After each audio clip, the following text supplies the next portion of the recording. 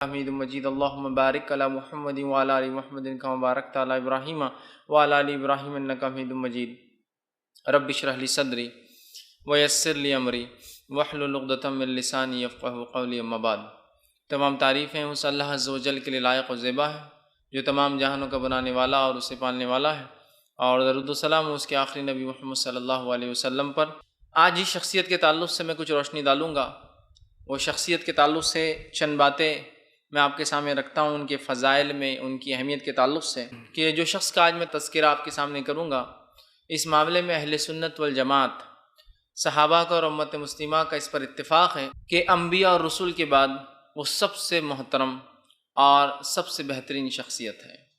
آج اس شخصیت کے تعلق سے میں آپ کے سامنے تذکرہ کروں گا، وہ شخصیت ہے جس نے سفر میں اور حضر میں، سفر میں، ٹریولنگ میں، اور جب مقیم آپ وسلم کہیں رہتے وہاں نبی اکرم صلی اللہ علیہ وسلم کا کبھی ساتھ نہیں چھوڑا۔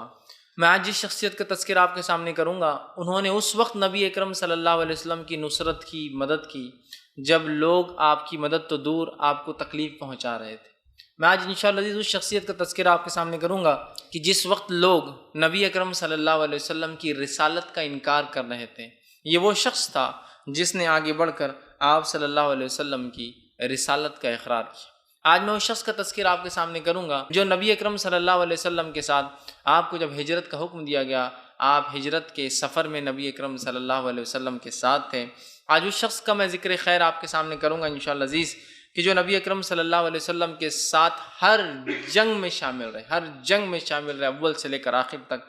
آج اس شخص کا میں انشاءاللہ عزیز تذکرہ آپ کے سامنے کروں گا جو اسلام قبول کرنے کے بعد ساری زندگی نبی اکرم صلی اللہ علیہ وسلم کے ساتھ رہے اور ہمیشہ آپ کو بہترین مشورے دیتے رہے۔ آج میں اس شخص کا تذکرہ آپ کے سامنے کروں گا جو اسلام لانے میں سب سے اول تھا، سب سے پہلے اس نے اسلام قبول کیا، اور آج جو ہے میں اس شخص کا آپ کے سامنے تذکرہ کروں گا جس کو غیروں نے تو نشانہ بنایا ہی اپنے طعن اور تشنیع کا، اپنے برے القاب اور گالیاں دینے کا۔ افسوس، صد افسوس، امت نے بھی اس شخص کو، اپنوں نے بھی اس شخص کو نشانہ بنایا اور طعن و تشنیع اور گالیاں اور برے القاب ان کو جو ہے نوازے۔ آج میں سمجھتا ہوں آپ لوگ سمجھ گئے ہوں گے کس شخصیت کا تذکرہ میں آپ کے سامنے کرنے جا رہا ہوں۔ اس شخصیت کا نام ہے ابوبکر الصدیق رضی اللہ عنہ۔ آج میرا ٹاپک، آج میرا عنوان انشاءاللہ عزیز سیرت ابوبکر الصدیق رضی اللہ عنہ، جس کے اندر انشاءاللہ عزیز میں ابوبکر الصدیق زندگی، فضائل اور کارنامے، مختصر چونکہ اتنا وقت نہیں ہے کہ اس شخصیت کے تعلق سے پوری تفصیلات میں آپ کے سامنے رکھوں، لیکن میں مختصر سے جو ہے کچھ باتیں، کچھ جھلکیاں آپ کی زندگی کے تعلق سے رکھوں گا۔ تفصیلات اگر آپ دیکھنا چاہتے ہیں، ڈاکٹر علی محمد الصلابی کی ایک بہترین کتاب ہے ابوبکر الصدیق، شخصیت اور کارنامے، ضرور اس کا مطالعہ کریں۔ بہت بہترین انداز سے آپ نے ابوبکر صدیق رضی اللہ عنہ کے جو ہے زندگی، آپ کے فضائل اور آپ کے کارناموں کے تعلق سے باتیں لکھی اور نقل کی ہے۔ تو ابوبکر صدیق رضی اللہ عنہ کے تعلق سے میں کیا کہوں، جن کے تعلق سے اہل سنت والجماعت کا یہ عقیدہ ہے، افضل البشر بعد الانبیاء والمرسلین، سب سے افضل انسان انبیاء اور رسول کے بعد۔ یہ ہے وہ شخصیت جن کو ابوبکر صدیق ہم جس نام سے ہم جانتے اور پہچانتے ہیں۔ ابوبکر صدیق رضی اللہ عنہ سے محبت کرنا یہ ہمارے ایمان کا تقاضا ہے۔ کوئی انسان سچا مومن ہو ہی نہیں سکتا جب تک کہ وہ اپنے دل میں ابوبکر صدیق کا تقدس، ابوبکر صدیق سے محبت، ابوبکر صدیق کے فضائل کو جو نبی اکرم صلی اللہ علیہ وسلم بتائے نہ مانے، وہ شخص کبھی بھی سچا مومن نہیں ہو سکتا۔ بلکہ اہل سنت والجماعت کا تو یہ طریقہ تھا، صحابہ، تابعین، تبع تابعین کا، کہ جب لوگ یا لوگوں کے ایمان کو آزماتے تو ابوبکر صدیق اور عمر بن خطاب کا تذکرہ کرتے کہ لوگ ان کے بارے میں کیا کہتے ہیں۔ اگر ان کے بارے میں وہ ذکر خیر کرتے تو وہ ان کو ایمان والا سمجھتے، اور ذکر خیر نہیں کرتے تو ان کے بارے میں سمجھ جاتے اور بازو ہٹ جاتے ان سے۔ تو یہ وہ شخصیت ہے جس سے محبت کرنا ہمارے ایمان کا تقاضا ہے، اور جو شخص اس شخصیت کے بارے میں برا بھلا کہتا ہے، اس شخصیت کے تعلق سے زبان درازی کرتا ہے، اس شخصیت کے تعلق سے، ان کے کارناموں کے تعلق سے، ان کی زندگی کے تعلق سے، یا ان کی ذات کو مسخ کرنے کی، مٹانے کی، یا اس کے بارے میں غیر غلط بیان کرنے کی کوشش کرتا ہے، فوراً سمجھ جائیے کہ اس کا ایمان ناقص ہے، اس کے ایمان میں کمزوری ہے، یاد رکھیے، اور اس کا ایمان مکمل نہیں ہے، یاد رکھیے۔ اس لیے میں کیوں کہہ رہا ہوں کہ اس کا ایمان مکمل نہیں ہے جو ابوبکر صدیق رضی اللہ عنہ کو نہ مانے، اس لیے کہ نبی اکرم صلی اللہ علیہ وسلم کو جو سب سے محبوب شخص تھا، اگر اس شخص سے کوئی بغض رکھے، اس شخص سے کوئی نفرت رکھے تو یقیناً وہ ایمان والا نہیں ہو سکتا۔ اس لیے میں کہہ رہا ہوں، آئیے حدیث کے الفاظ سنیے، صحیح بخاری کی روایت ہے، عمرو بن عاص رضی اللہ عنہ جو ہے کہتے ہیں کہ میں نے ایک مرتبہ نبی اکرم صلی اللہ علیہ وسلم سے سوال کیا، اے اللہ کے رسول صلی اللہ علیہ وسلم، آپ کو لوگوں میں سب سے زیادہ محبوب کون ہے؟ تو آپ صلی اللہ علیہ وسلم فرمایا عائشہ رضی اللہ عنہ۔ تو انہوں نے سوال کیا، اللہ کے رسول، میں عورتوں میں نہیں مردوں میں سوال کر رہا ہوں کہ مردوں میں سب سے زیادہ آپ کو کون محبوب ہے، محبوب ترین کون ہے؟ تو آپ صلی اللہ علیہ وسلم فرمایا اور کہا کہ عائشہ کا باپ، عائشہ کے والد ابوبکر صدیق، یہ مجھے مردوں میں سب سے زیادہ محبوب ہے۔ پھر جو عمرو بن عاص نے سوال کیا کہ اللہ کے رسول صلی اللہ علیہ وسلم اس کے بعد کون؟ تو کہا عمر بن خطاب رضی اللہ عنہ۔ تو اسی لیے میں نے بھی کہا جو شیخین کو، صاحبین کو، ابوبکر صدیق اور عمر بن خطاب کو کچھ کہے، سمجھ جائیے اس کے ایمان میں گڑبڑ ہے اور جھول ہے اس کے ایمان میں۔ اس لیے کہ جو جس شخص کو نبی اکرم صلی اللہ علیہ وسلم نے سب سے زیادہ محبوب کہا، اس شخص سے جس شخص کو نبی محبت کرے اس سے محبت کرنا یہ ہمارے ایمان کا تقاضا ہے۔ لہٰذا میں نے اس لیے کہا جس نے اس شخص کے بارے میں برا بھلا کہا اس کے ایمان کا اعتبار ہی نہیں، اس لیے کہ جس نے نبی کے محبوب کو کچھ کہا وہ یقیناً دین اسلام کو چاہنے والا انسان ہو ہی نہیں سکتا ہے۔ یہ بڑی اہم بات ہے، یاد رکھیے۔ تو ابوبکر صدیق رضی اللہ عنہ یہ شخصیت ہے کہ جن کا تذکرہ خیر، جن کے فضائل کے اقرار کیے بنا اور جن کی زندگی کو عملی نمونہ اگر ہم نہیں بناتے ہیں تو کہیں نہ کہیں ہمارے ایمان میں کمزوری ہے، اس کا معنی ہے۔ اور اگر کوئی شخص آپ کو برا بھلا کہتا ہے تو آپ سمجھ جائیے کہ اس کے ایمان میں کمزوری ہے۔ وہ سب سے افضل شخص کو، جو انبیاء اور رسول کی جماعت کے بعد جو صحابہ کی جماعت سب سے افضل ہے، اس جماعت میں بھی سب سے افضل شخص کا ہم تذکرہ کر رہے ہیں۔ اگر کوئی اس سے محبت نہیں اور بغض کرتا ہے تو یقیناً اس کا ایمان کامل نہیں ہے، وہ ایک سچا مومن کبھی بھی نہیں ہو سکتا، یاد رکھ لیجیے۔ اب آئیے ابوبکر صدیق رضی اللہ عنہ کا مختصر سا تعارف دیتا ہوں۔ ابوبکر صدیق رضی اللہ عنہ کو جس نام سے ہم جانتے ہیں ابوبکر صدیق ہے، اس لیے کہ صدیق آپ کا لقب تھا، ابوبکر آپ کی کنیت تھی، لیکن آپ کا اصل نام جو تھا عبداللہ بن عثمان بن عمرو بن کعب الخرشی التیمی، یہ آپ کا اصل نام تھا۔ آپ کا اصل نام عبداللہ تھا، یاد رکھیے، لیکن بہرحال آپ اپنی کنیت ابو بکر سے معروف ہوئے۔ اور آپ کے والد کا نام جو تھا عثمان تھا، لیکن آپ کے والد بھی اپنی کنیت سے ابو قحافہ کے نام سے مشہور تھے، اس لیے ابو بکر بن ابو قحافہ رضی اللہ عنہ ہم کہتے ہیں، لیکن آپ کا اصل نام محمد بن عثمان تھا۔ الخرشی مطلب قریشی قبیلے سے تھے، التیمی یہ آپ کے قبیلے کا نام تھا، یاد رکھیے، ٹھیک۔ تو یہ آپ کا اصل نام تھا، لیکن جس نام سے آپ مشہور ہے وہ ابوبکر جو ہے بن ابو قحافہ، اس نام سے ہی آپ جو ہے معروف اور مشہور ہوئے۔ آپ کی پیدائش نبی اکرم صلی اللہ علیہ وسلم کے 2 سال بعد، یہ عام الفیل، وہ ہاتھی والا جو سال تھا جس میں ابرہہ آیا تھا، اس واقعے کے 2 سال بعد آپ پیدا ہوئے۔ گویا آپ نبی اکرم صلی اللہ علیہ وسلم سے 2 سال چھوٹے تھے عمر کے اندر، اور آپ کی پیدائش جو ہے ایک مقدس مقام مینا کے اندر ہوئی تھی۔ آپ کی پیدائش جو ہے مینا کے مقام پر ہوئی تھی، جو کہ چند مقدس مقامات میں سے ایک مقام ہے، ٹھیک۔ آپ کے والد کے تعلق سے آتا ہے کہ آپ نے بہت عرصے دراز بعد ایمان قبول کیا، اتنے عرصے دراز کہ آپ بوڑھے ہو چکے تھے، آنکھوں نے ساتھ دینا چھوڑ دیا تھا، آپ نابینا ہو چکے تھے، اور جو ہے فتح مکہ کے بعد جب فتح مکہ ہوئی، نبی اکرم صلی اللہ علیہ وسلم مدینہ مکے میں داخل ہوئے، تب ابو قحافہ ابوبکر صدیق رضی اللہ عنہ کے ساتھ آئے اور آ کر ایمان قبول کیا۔ گویا آپ نے اپنے زندگی کی بہت آخر وقت میں ایمان قبول کیا، لیکن ابو قحافہ رضی اللہ عنہ یہ بھی جو ہے ایک صحابی تھے، اس لیے کہ نبی اکرم صلی اللہ علیہ وسلم پر یہ ایمان لائے، اور ایمان کی حالت میں نبی اکرم صلی اللہ علیہ وسلم سے ملاقات کی۔ گو آپ نے ایمان کی حالت سے پہلے جو آپ چونکہ نابینا ہو چکے تھے، بہرحال لیکن آپ نے جو نبی سے ملاقات کی، ایمان قبول کیا، آپ بھی صحابہ میں سے ہیں، یاد رکھیے، یہ بھی ایک صحابی ہے۔ لیکن ایمان کا تذکرہ ان کے بہت بعد آتا ہے، اور اللہ کے رسول صلی اللہ علیہ وسلم جو ہے کے پاس ابوبکر صدیق جو ہے، جو روایت میں الفاظ آتے ہیں وہ اس طرح سے کہ آپ ان کو لے کر پیٹھ پر لے کر آئے تھے، آپ ان کے پاس لائے، آپ نے فرمایا کہ تم نے شیخ کو کیوں تکلیف دی، ایک بوڑھے انسان کو کیوں تکلیف دی، مجھے بتا دیتے، میں آ کر ایمان قبول کر لیتا۔ اسی طرح آپ کی والدہ کے تعلق سے جو بات آتی ہے وہ یہ ہے کہ آپ کے والدہ کا نام جو ہے سلمہ بنت صخر، یہ آپ کی والدہ کا جو ہے نام تھا، اور آپ کی کنیت جو ہے ام خیر تھی، کنیت عربوں میں ایک طریقہ تھا، لوگوں کے چونکہ احتراماً وہ نام نہیں لیتے، کنیت بچوں کے نام سے نام، ابو فلاں یا ام فلاں. تو آپ کا جو ہے نام جو تھا سلمہ تھا بنت صخر، اور آپ کی کنیت جو تھی ام خیر تھی، مطلب آپ کی جو ہے کسی بیٹی کے نام سے شاید جو ہے نام تھا، بہرحال جو وجہ تھی ام خیر آپ کی جو ہے کنیت تھی. اور انہوں نے اسلام بہت ابتدائی دور میں قبول کیا، والد نے آخری دور میں، والدہ نے ابتدائی دور میں. اور ان کے ایمان قبول کرنے کے تعلق سے ایک لمبا تفسیر آتا ہے، بہرحال جو عائشہ رضی اللہ عنہا اس واقعے کو جو ہے مفصل جو ہے تفصیل میں بیان کرتی ہے.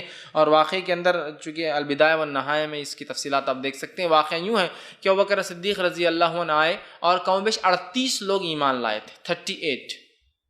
اس وقت صرف 38 کی تعداد تھی. آپ آئے نبی اکرم صلی اللہ علیہ وسلم کی خدمت میں حاضر ہو کہ اللہ کے رسول ہم کھل کر کیوں نہیں دعوت دیتے؟ آپ نے کہا کہ ابوبکر مشکل ہوں گی. کہا نہیں، ہم کھل کر کیوں نہیں دیتے، ہم کھل کر دعوت کیوں نہیں؟ اتنے بار کہا کہ اللہ کے رسول صلی اللہ علیہ وسلم نے کہا جاؤ ابوبکر کھل کر دعوت دو. ابوبکر صدیق اور دیگر صحابہ مسجد حرام میں گئے اور مختلف جگہوں پہ کھڑے ہو کر اپنی دعوت کھلے عام شروع کر دی. لوگوں کو بلایا، ادھر آؤ ادھر آؤ، اور بولنا شروع کر دیا.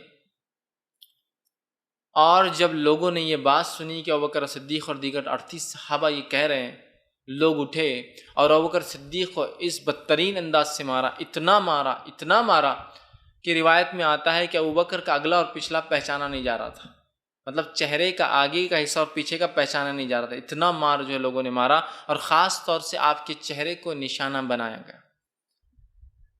جب اتنا مارا تو آپ کی قبیلے کے لوگ آئے اور لوگوں کو دھکا دیا، دوسرے کافروں کو دھکا دیا اور اٹھا کر ابوبکر کو لے گئے. اور یہ وارننگ دی کہ اگر ابوبکر کو کچھ ہوتا ہے تو خون کا بدلہ لیا جائے گا. چاہے ابوبکر ایمان والے تھے، لیکن قبیلے کی جس کو کہتے محبت ان لوگوں میں بہت زیادہ تھی. ابوبکر غلط تھے ان کے حساب سے، لیکن ہمارے قبیلے کا آدمی لہٰذا چھیڑا نہ جائے. بہرحال اٹھا کے لے گئے. ابوبکر صدیق جب ہوش میں آئے تو ہوش میں آتے سب سے پہلے اپنے والدہ سے کہا اللہ کے رسول صلی اللہ علیہ وسلم کیسے ہیں؟ والدہ نے کہا کہ مجھے کچھ نہیں پتا محمد کے ساتھ کیا ہوا، چونکہ ایمان نہیں لائی تھی ابھی، میں نہیں جانتی ہوں.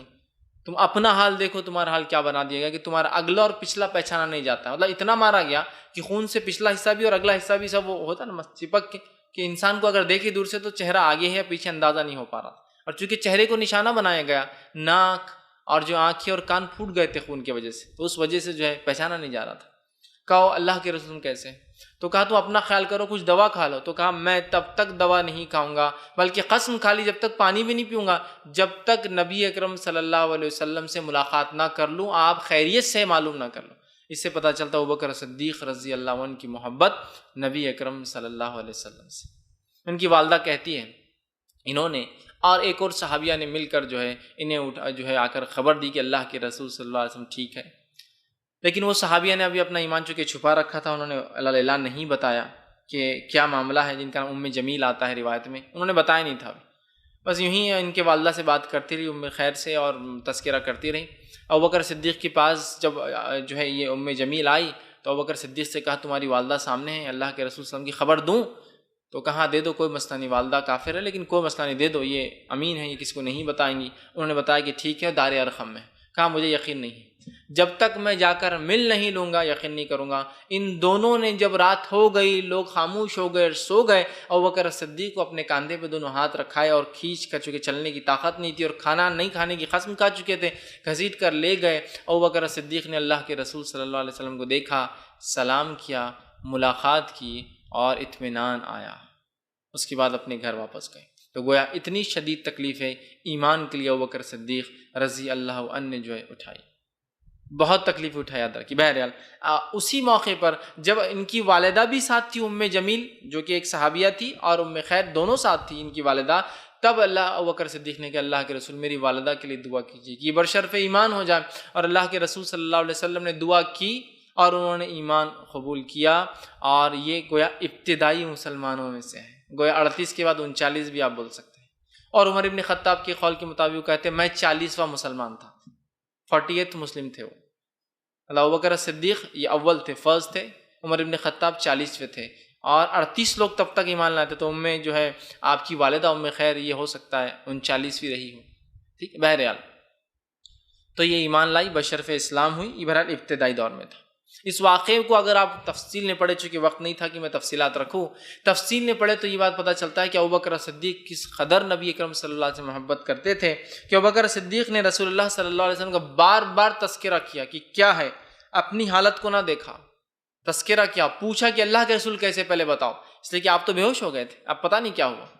دوسری بات پتہ چلتی کہ ابوبکر صدیق کو کتنا دعوت کا شغف تھا، لوگوں تک حق بات پہنچانے کا شغف تھا، کتنی آپ کی دلچسپی تھی کہ آپ نے اپنی جان کو جو ہے بازی لگا دی اور لوگوں تک دعوت اسلام پہنچائی۔ ایک اور بات اس سے پتہ چلتی ہے کہ نبی اکرم صلی اللہ علیہ وسلم سے کس قدر جو ہے محبت جو ہے صحابہ اور بالخصوص ابوبکر صدیق جو ہے کیا کرتے تھے، اور اسی طرح جو ہے اپنی والدہ کے لیے کتنے ہدایت کے فکر مند تھے، اپنے خاندان والوں کے لیے کتنے ہدایت کے فکر مند تھے کہ اللہ کے رسول سے کہا کہ اللہ کے رسول ان کے لیے دعا کیجیے، آپ نے وہیں دعا کی، اللہ نے ان کا سینہ کھول دیا والدہ کا، اور وہ برشرف اسلام ہوئی یاد رکھ۔ اسی طرح جو ہے ابوبکر صدیق رضی اللہ عنہ جو ہے ان کی جہاں تک بیویوں کا تعلق ہے تو آپ نے جو ہے اسلام سے پہلے 2 نکاح کیے، اسلام کے بعد 2 نکاح کی، تو گویا آپ کی 4 بیویاں تھیں، اسلام سے پہلے 2، اسلام کے بعد 2، ٹھیک۔ تو ان کا تعلق جو ہے 2 کا اسلام سے پہلے، 2 کا اسلام کے بعد ہے، ٹھیک۔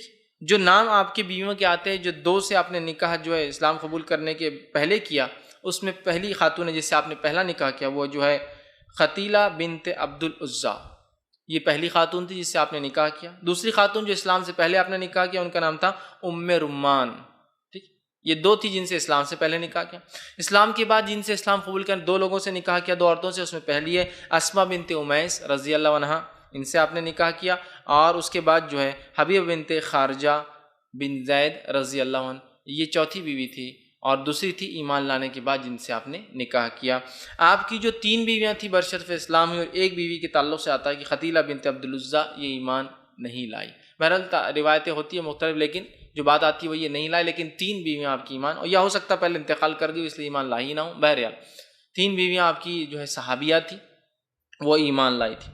اسی طرح جو ہے نبی ابوبکر صدیق رضی اللہ عنہ کو ختیلہ بنت عزیٰ سے جو ہے ابوبکر کی جو اولادیں پیدا ہوئی صدیق رضی اللہ عنہ کی، اس میں سے پہلے ہیں عبداللہ بن ابوبکر اور اسماء بنت ابی بکر، یہ 2 اولادیں آپ کو ختیلہ بنت عبد العزیٰ جو ہے اس خاتون سے، ان سے پیدا ہوئی، جن میں پہلے ہے عبداللہ بن ابوبکر آپ کے بیٹے، اور اسماء بنت ابی بکر، ٹھیک۔ یہ آپ کی جو ہے 2 بچے ان سے پیدا، ایک لڑکا اور ایک لڑکی ان سے۔ دوسرا جو آتا ہے وہ یہ ہے کہ ام رمان رضی اللہ عنہا سے آپ کو جو بچے پیدا، اس میں عبد الرحمن بن ابوبکر رضی اللہ عنہ یہ پیدا ہوئے، اور دوسرے ام المومنین حضرت عائشہ رضی اللہ عنہا انہی سے پیدا ہوئی۔ تو گویا ام رمان رضی اللہ عنہ سے آپ کو 2 بچے پیدا ہوئے، ایک لڑکا اور ایک لڑکی۔ تو گویا عائشہ رضی اللہ عنہا اور حضرت اسماء رضی اللہ عنہا یہ باپ ایک تھے، دونوں کی والدائیں لیکن الگ الگ تھی، ٹھیک۔ تیسرا جو آپ کی بیوی تھی جن سے آپ کو اولاد پیدا ہوئی، اسماء بنت امیس رضی اللہ عنہا ہے، ٹھیک۔ ان سے آپ کو جو بیٹے پیدا ہوئے ان کا نام رکھا گیا محمد بن ابوبکر رضی اللہ عنہ، یہ آپ کے جو ہے بیٹے تھے۔ اسی طرح ان سے صرف ایک اولاد ہوئی، چوتھی بیوی جن کے تعلق سے حبیبہ بنت خارجہ آتا ہے رضی اللہ عنہا، ان سے جو پیدا ہوئی آپ کو ایک بیٹی پیدا ہوئی جس کا نام ام کلثوم ہے، اور جو ہے آپ کے وفات کے بعد پیدا ہوئی۔ ابوبکر صدیق رضی اللہ عنہ انتقال کر چکے تھے، آپ کے انتقال کے بعد پیدا ہوئی، یہ تابعین ہے، صحابیہ میں جو ہے ان کو یہ شرف حاصل نہیں ہوا، یہ تابعین سے ہے، اور یہ ابوبکر صدیق کے انتقال کے بعد جو ہے یہ جو ہے انہوں جو ہے پیدا ہوئے۔ تو اس طرح ابوبکر صدیق رضی اللہ عنہ کو دیکھا جائے تو 3 بیٹیاں اور 3 بیٹے، مطلب گویا آپ کو 6 اولادیں، کل 4 بیویاں اور 6 اولادیں آپ کو پیدا ہوئی۔ بہرحال یہ تو ایک بات ابوبکر صدیق رضی اللہ عنہ کے تعلق سے چل رہی تھی، لیکن ایک جو نکات اس واقعے میں جو نظر آتا ہے، جو آج کے سماج کو سمجھنا بہت ضروری ہے، اور جو صحابہ کے سماج میں ان کی سوسائٹی میں یہ چیز عام تھی، وہ یہ ہے کہ تعداد ازواج اور تعداد اولاد، ٹھیک، اور ان کے تعلقات، مطلب یہ ان رشتوں کو آپ سمجھیں گے نا تو کوئی، آپ صحابہ کا دور وہ دور تھا کہ کوئی عورت بے نکاح نہیں رہتی تھی، اس لیے کہ آپ کی پوری بیویاں کنواری نہیں تھی۔ میں نے چونکہ تفصیلات میں نہیں گیا کون سی بیوی کس سے مطلقہ ہو کے پھر کس کی شادی میں جا کے اور کہاں سے کہاں یہاں تک پہنچی، وہ سب تفصیلات میں نہیں گیا، لیکن یہ وہ زمانہ تھا جب کوئی عورت بغیر نکاح کے اور کوئی مرد بغیر نکاح کے نہیں ہوتا تھا، چونکہ عورتوں کی تعداد فطری طور سے زیادہ تھی، کہیں کہیں عورتیں ایک مرد کے نکاح میں ہوتی تھی، اور اسلام کے ابتدائی دور میں تو بہت زیادہ تھی، بعد میں اسلام نے 4 کا حکم دیا تو 4 پہ آ کے صحابہ نے لمٹ کر دی، اور چونکہ پچھلوں کو طلاق دینے کا، جس نے زیادہ نکاح کر لی طلاق کا حکم نہیں آیا تھا، لہٰذا جن لوگوں نے اس 4 کے حکم سے پہلے زائد نکاح تھے وہ اپنے نکاحوں کو انہوں نے باقی رکھا، چونکہ اسلام نے ختم کا حکم نہیں دیا، بعد میں کسی نے 4 سے زائد نہیں کیا۔ اسی طرح ابوبکر صدیق کی وفات کے تعلق ہم جانتے ہیں 63 سال میں ہوئی، 63 ایئرس، 63 سال میں تھی، اور آپ کی وفات کے بعد آپ کی ایک بیٹی پیدا ہوتی ہے۔ بات سمجھ میں آ رہی ہے؟ آج 63 سال کی عمر میں کسی کو اولاد پیدا ہو جائے تو پورا سماج کیا بولے گا سوچ کے وہ اولاد کو مار دینے کی سوچتا۔ بات سیرت کی چل رہی ہے، لیکن یہ واقعہ اس لیے رکھ رہا ہوں کہ یہ بہت سبق آموز چیزیں ہمارے لیے۔ صحابہ کی زندگی، ان کے سماج کا مطالعہ کریں گے تو سب سے پرفیکٹ سماج اور سوسائٹی جو دنیا میں بسی وہ یہی تھی۔ اس کے بعد جو کچھ اور کر کے سوچے یہ پرفیکٹ ہے، وہ امپرفیکٹ سوسائٹی ہوں گی کبھی بھی، اس لیے یہ بتا رہا ہوں۔ تعداد ازواج، تعداد اولاد، نکاح، اولاد کی پیدائش کو اتنا فضل اور شرف سمجھتے تھے کہ آخری عمر تک اولاد پیدا کرنے کی خواہشات اپنے دل میں رکھتے تھے اور کرتے بھی تھے۔ سمجھ رہے آپ؟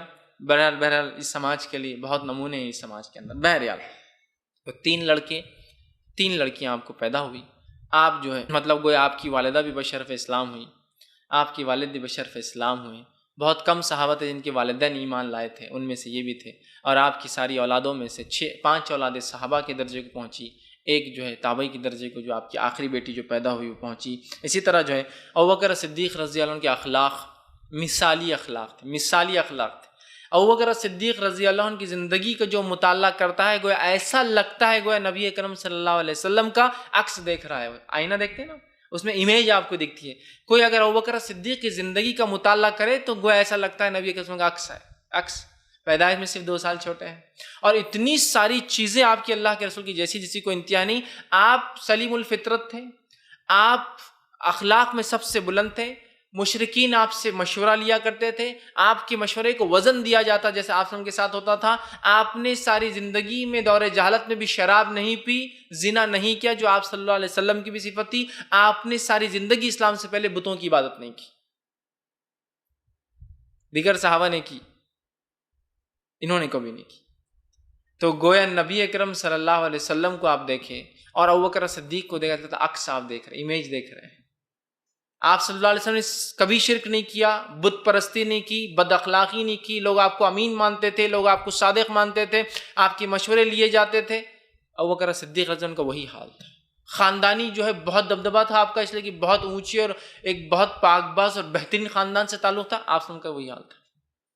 تو گویا یہ تھا، اور اسلام سے پہلے بھی جو آپ سمجھیں جو صفت اور خصوصیت تھی، ابوبکر بھی ان چند لوگوں میں سے تھے جو اس زمانے میں زنا اور شراب خوری اور بت پرستی عام ہونے کے بعد بھی نہ کبھی زنا کیا، نہ کبھی بت پرستی کی، نہ کبھی جو ہے شراب خوری کی، نہیں کیا۔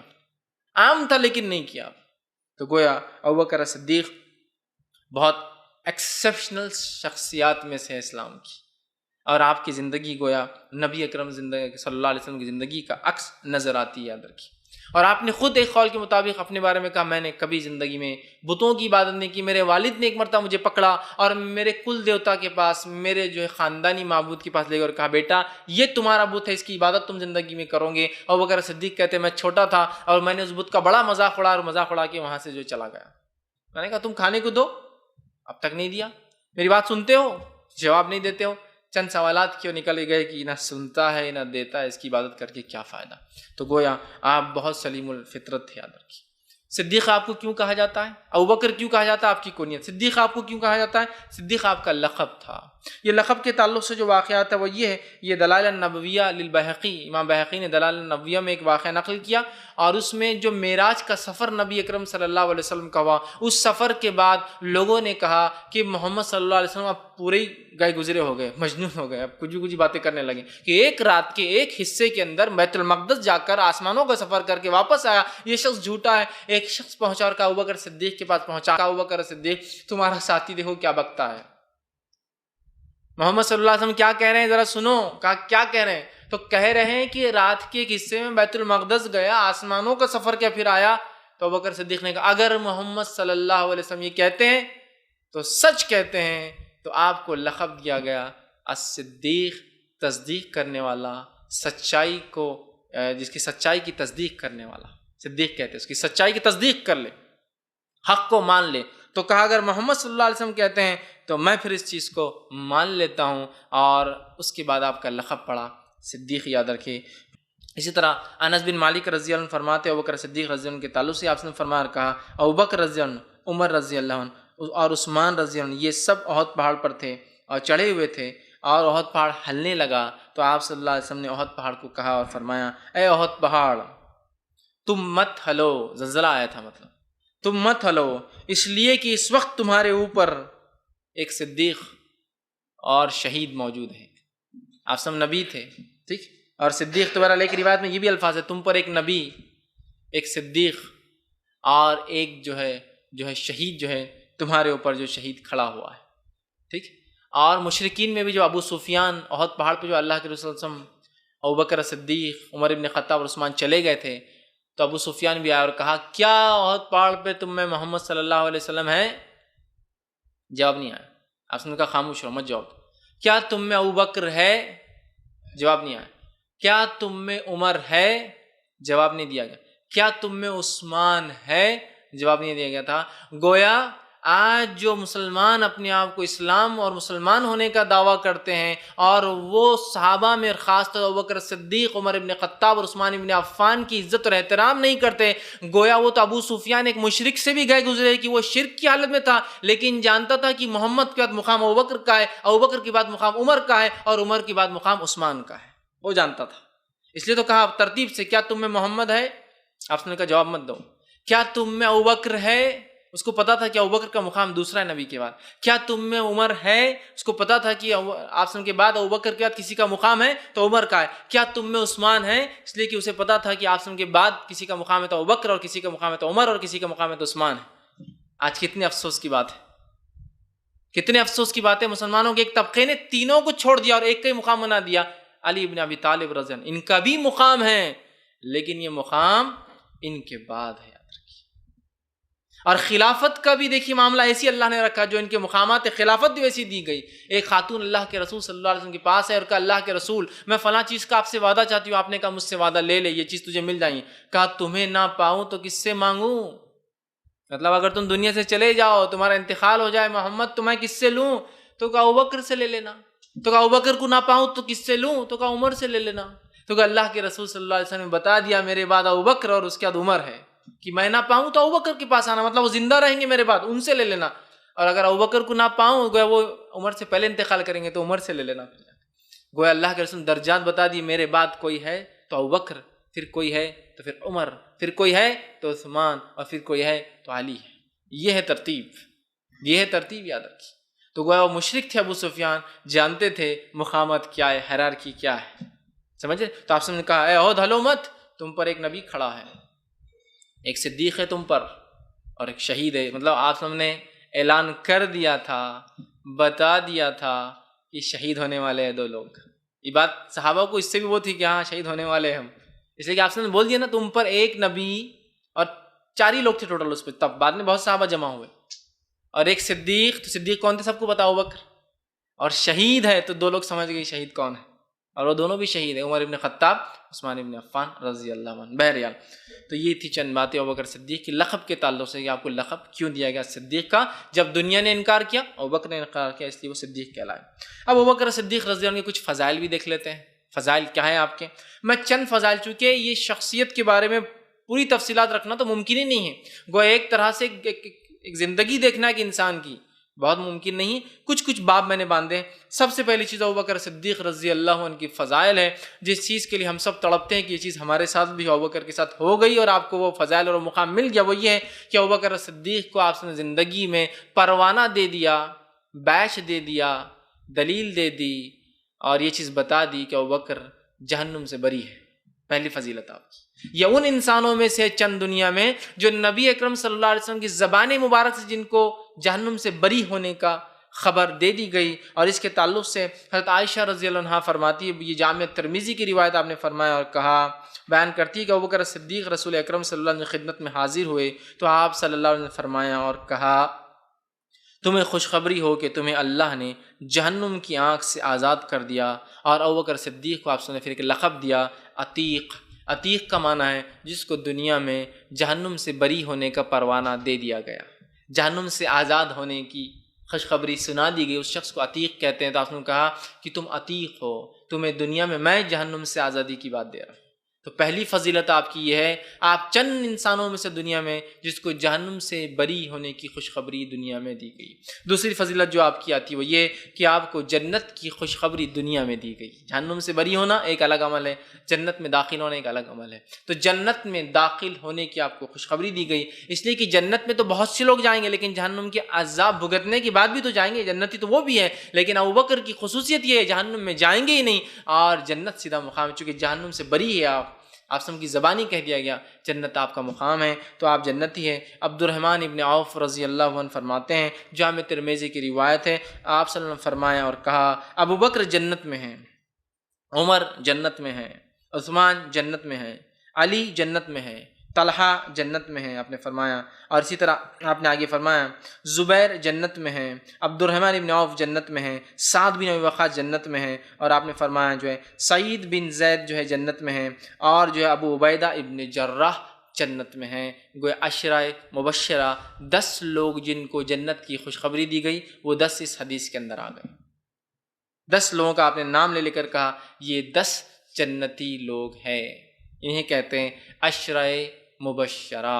اس کے اندر سب سے پہلا لفظ دیکھیے، ابو بکر جنت میں ہیں، عمر جنت میں ہے، ترتیب پھر دیکھ لیجیے آپ، عثمان جنت میں ہیں، علی جنت میں ہیں۔ تو کیا اتنی ساری دلیل ہونے کے بعد بھی کچھ مسلمانوں کے عقلوں پر پتھر پڑتے ہیں جو حضرت علی کا مقام ساروں سے بڑھا کر اللہ کے رسول صلی اللہ علیہ وسلم کی بات کرتے ہیں، جبکہ نبی خود اپنے الفاظ میں بار بار ترتیب سے لے جاتا ہے، اپنے بعد ابوبکر کو گنواتا ہے، پھر عمر کو گنواتا ہے، پھر عثمان کو گنواتا ہے، پھر علی کا نام لیتا ہے رضی اللہ عنہما۔ سمجھ میں نہیں آتی ہم کو یہ بات؟ قرآن و حدیث کی ترتیب بہت معنی رکھتی ہے، جو سیکوینس میں بات ہوتی ہے بہت اہمیت رکھتی ہے، اس لیے کہ اس کی کچھ وجہ ہوتی ہے۔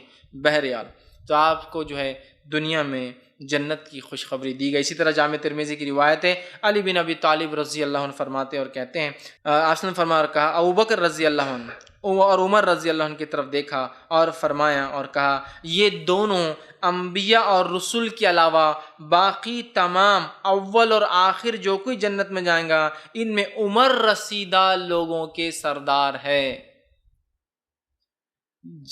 جو لوگ بڑھاپے کی عمر میں مریں گے اور جنت میں جائیں گے، لیکن جنت میں جوان ہو جائیں گے، دنیا میں اولڈ ایج میں مریں گے اور جنت میں جائیں گے، تو ابوبکر صدیق اور عمر بن خطاب ان کے سردار ہیں، اور جو لوگ ینگ ایج میں مر جائیں گے ان کے سردار حسن اور حسین رضی اللہ عنہما ہیں۔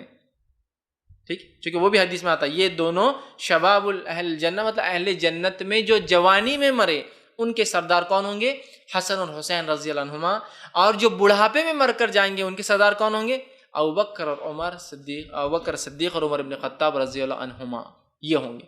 تو گویا جنت میں ہے، نہ صرف جنت میں ہے، جنت میں یہ سردار ہے ان مومنوں کے، اول سے لے کر آخر تک، آدم کی نسل سے لے کر آپ کی امت تک، یہ بوڑھے جو لوگ انتقال کریں گے بڑھاپے میں، وہ ابوبکر صدیق کے ٹیم میں شامل ہو جائیں گے اور اس میں عمر بن خطاب کی ٹیم میں ہوں گے۔ ٹھیک ہے، یہ ان کے سردار ہیں۔ اسی طرح جو ہے آپ کے فضائل میں جو تیسری بات آتی ہے وہ یہ ہے، ابوبکر صدیق رضی اللہ عنہ کو جنت کے ہر دروازے سے بلایا جائے گا، ہر دروازے سے بلایا جائے گا، یہ ان کی خصوصیت ہے، ہر دروازے سے، ہر دروازے سے۔ آپ نے اس بات کو بیان کیا، اور ایک بخاری کی بہت طویل جو ہے روایت ہے، اس کے اندر اور بھی روایتیں آتی ہیں جس میں آپ نے کہا یہ عمل آج کس نے کیا، یہ عمل آج کس نے کیا، یہ عمل کس نے کیا، اور ہر عمل میں ابوبکر صدیق نے ہاتھ اٹھا کہا جس نے یہ عمل ایک دن میں سارے کیے وہ شخص جنت کے 8 دروازے سے جائیں گے، اور چاہے جس میں سے داخل ہو چلے جائے۔ ٹھیک، اسی طرح بخاری کی روایت میں جو ابو ہریرہ رضی اللہ عنہ روایت کرتے الفاظ یوں ہیں، جو شخص اللہ کے راستے میں جو ہے جوڑا، ایک نہیں بلکہ 2، مطلب جو جوڑا مطلب 2 ہے، خرچ کرتا ہے، اسے جنت کے دروازوں سے پکار کر کہا جائے گا، اے اللہ کے بندے، یہ دروازے تمہارے لیے بہتر ہے، لہٰذا نمازی کو باب الصلاۃ سے پکارا جائے گا، مجاہد کو باب الجہاد سے پکارا جائے گا، روزہ دار کو باب الریان سے پکارا جائے گا، صدقہ کرنے والے کو باب الصدقہ سے پکارا جائے گا۔ حضرت ابوبکر صدیق رضی اللہ عنہ نے کہا، اللہ کے رسول صلی اللہ علیہ وسلم، میرے باپ آپ پر قربان، کیا ایسا بھی کوئی شخص جو تمام دروازوں سے پکارا جائے گا؟ پورے 8 دروازے ہیں نا جنت، تمام سے پکارا جائے گا؟ تو آپ صلی اللہ علیہ وسلم نے کہا، ہاں ایسے شخص ہوں گے جو تمام دروازوں سے پکارا جائیں گے، اور مجھے امید ہے ابوبکر تم وہ ہو جو 8 کے 8 دروازوں سے پکارے جاؤں گے۔ تو جنتی ہے، جنت میں سردار ہے، جنت کے 8 دروازے سے ابوبکر کو آواز دی جائیں گی، جس دروازے میں سے آپ چاہے جائیں، اس لیے کہ آپ نے زندگی میں صدقات دیے، خیرات کی، جہاد کیا، روزے رکھے، نماز قائم کی، اور جو کچھ اعمال تھے سارے وہ کرتے تھے اپنی زندگی۔ چونکہ تفصیلات کا وقت نہیں، میں وہ ساری روایتیں نہیں رکھ رہا ہوں جو ابوبکر صدیق کے فضائل میں، اور آپ کے اعمال بھی اس سے پتہ چلتے ہیں، ہر عمل ایک دن میں آپ کرتے تھے، ہر عمل کرتے تھے بہرحال، تو اس سے بھی پتہ چلتا ہے کہ ابوبکر صدیق کا کیا مقام ہے۔ یہ بھی آپ کی بہرحال ایک فضیلت تھی، اور یہ چند بڑے فضائل تھے جو آپ کے آتے ہیں، اور بھی بہت ساری فضیلتیں ہیں آپ کی بہرحال، جیسا کہ آپ سب سے افضل انسان ہیں انبیاء اور رسول کے بعد، لیکن چونکہ پہلے رکھ دیا ہوں اس لیے پھر گنوا نہیں رہا ہوں، ورنہ چوتھی فضیلت یہ ہو جائیں گی افضل البشر بعد الانبیاء والمرسلین، سب سے بہترین انسان انبیاء اور رسول کے بعد۔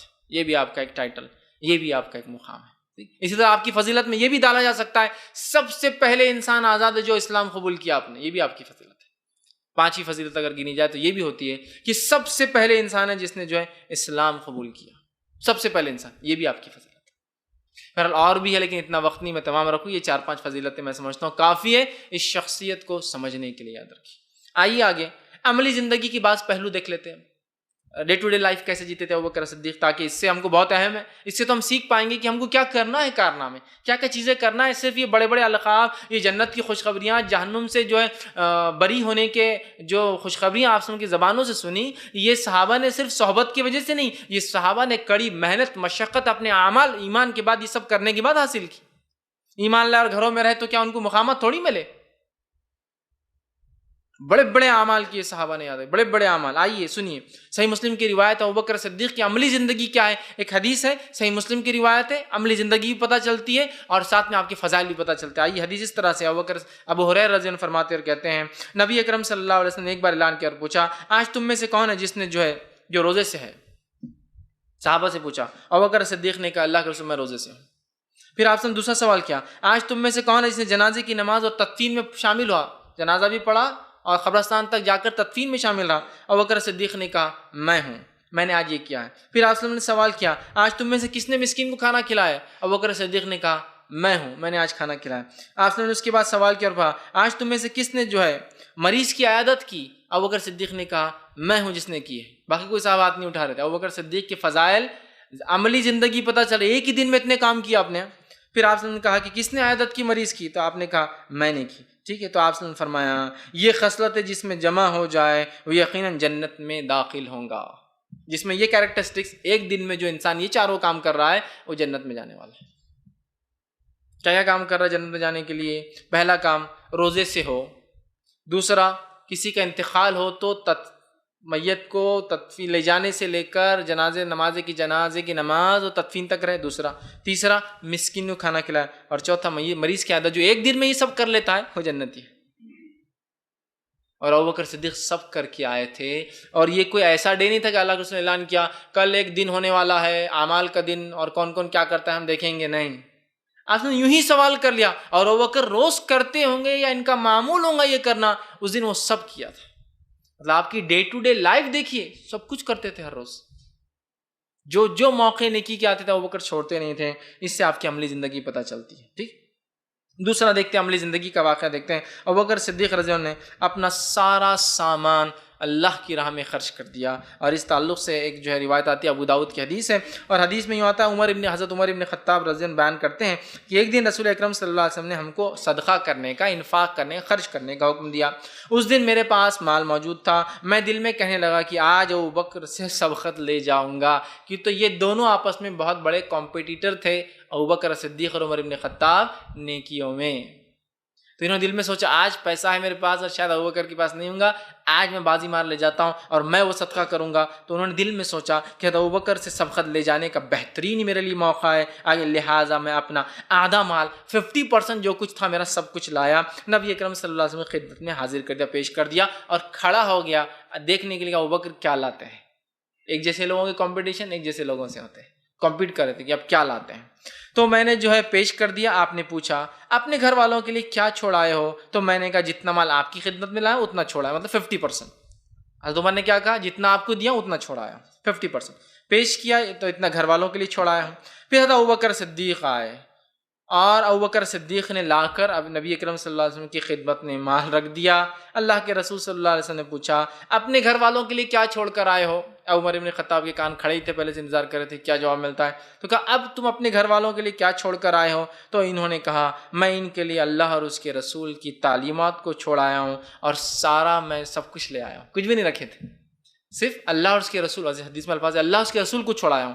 بہت سارے لوگ جو بدعقیدہ ہوتے بولتے دیکھو رسول، اللہ اور اس کے رسول کو چھڑایا ہوں نا، جبکہ یہاں مانا ہے اللہ اور اس کے رسول کی تعلیمات کو چھوڑایا ہوں، صرف باقی سب کچھ لا لیا ہوں تو چھوڑ کر آیا ہوں. تب میں نے کہا، ابوبکر صدیق مطلب عمر ابن خطاب نے اپنے آپ سے کہا کہ میں عمر ابن خطاب ابوبکر سے کبھی سبقت نہیں لے جا سکتا، کبھی بازی نہیں مار سکتا. اور ساری زندگی حضرت عمر کو یہ افسوس لگا رہتا تھا نیکیوں میں کبھی ابوبکر سے نہیں بڑھا. اور آپ کے انتقال کے بعد بھی ہمیشہ دعائیں دیتے تھے کہ ابوبکر پہ اللہ رحم کرے، وہ مجھ سے زیادہ سمجھتے تھے، مجھ سے زیادہ احوال جانتے تھے، مجھ سے زیادہ لوگوں کو سمجھتے تھے، مجھ سے زیادہ جنگوں کی ترتیب کو، مجھ سے زیادہ وہ انسانوں کی فطرت جانتے تھے، مجھ سے زیادہ وہ حکومت سمجھتے تھے. ہمیشہ آپ دعا دیا کرتے تھے. گویا زندگی میں بھی کبھی سبقت نہیں لے گئے، زندگی کے بعد بھی کبھی ابوبکر صدیق سے آپ آگے نہیں جا سکے، کمپیٹ کرتے رہے بہرحال نیکیوں کے اندر. تو ابو داؤد کی روایت. اس سے بھی آپ کی عملی زندگی میں. تیسرا واقعہ عملی زندگی کا، ابوبکر صدیق کی زندگی کیسی تھی؟ جو سب سے بہترین انسان تھے انبیاء اور رسول کی بعد زندگی. آئیے دیکھیں، ابوبکر جو ہے محض اللہ تعالیٰ کی رضا کے لیے غلاموں کو آزاد کیا کرتے تھے. یہ بہت بڑا عمل ہے. بہت سے لوگ بولتے ہیں اسلام نے غلامی کیوں نہیں ختم کیا؟ اس لیے نہیں ختم کیا کہ اس کو سسٹمیٹیکلی ایریڈیکیٹ کیا، بہت ترتیب کے ساتھ ختم کیا. اگر اچانک آ کر آپ کہتے ہیں غلامی حرام ہے، تو ایک سسٹم جو چل رہا تھا وہ بہت بری طرح پوری سوسائٹی کولیپس ہو جاتی تھی.